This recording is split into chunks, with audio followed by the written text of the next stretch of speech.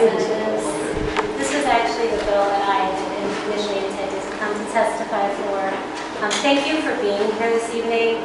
Thank you for spending long hours every single evening, well, 3 nights a week at least, listening to us and hearing our testimony and doing this with us. I know it's a huge sacrifice personally for all of you.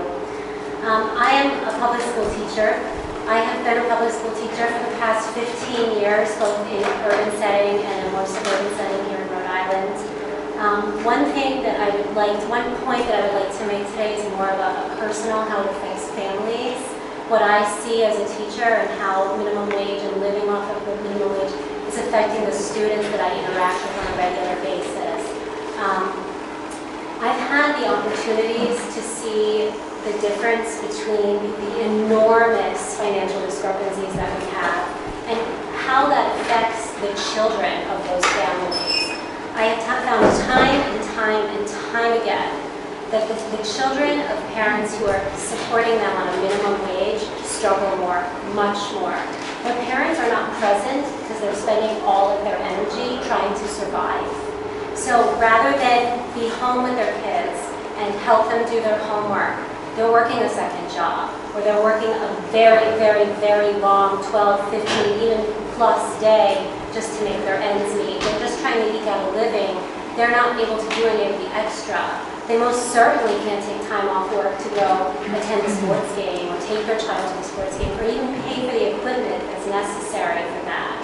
In fact, a lot of the burden of caring for themselves and for each other falls on the children because the parents simply can't be there because they're trying to just financially support the family. I had one student last year, and I have so many examples that I'm just going to pick one or two of the most recent ones, honestly. But I had a student last year who was 15 in one of my classes who was every single day responsible for feeding her siblings breakfast every day, for helping them to get dressed and prepare themselves and get to school every day. She took them to school in the mornings. She put them on their appropriate buses, etc. In the evenings, she was either working at Dunkin Donuts at her own minimum wage job that she had to help support her family, or she was the one making dinner because her mother wasn't home because her mother was working. And this is not an anomaly. This is very common. 2 or 3 years ago, I had a student who would disappear for a day or two at a time on a relatively regular basis. She was always playing catch-up. She was a bright, very smart young woman who, when she was present, could do well, but she was always working instead of going to school. She was old enough to be allowed to do so. She was 18. And so she legally didn't have to be at school. And her mother, at one point, lost her minimum wage job. And their stability is fragile. It takes one incident to just completely wipe them out financially.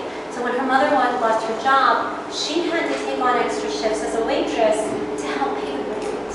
It was literally just to put a roof over their head. And it fell on her. She was young. She wasn't a child technically. She was still a teenager in high school.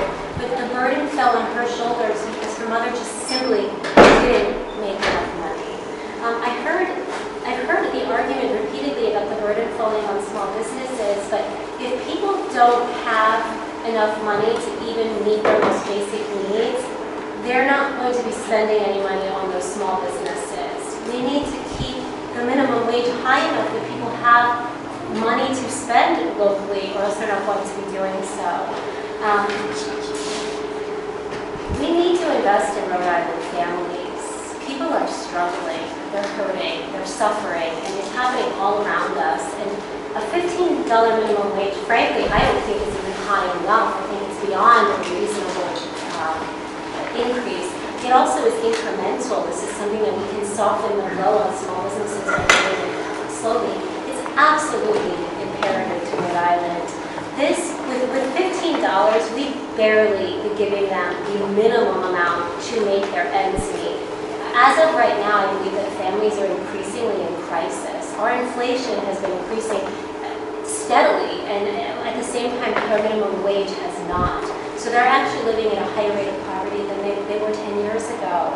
I urge you to invest in Rhode Island families and increase the make it so that we can barely make our ends meet.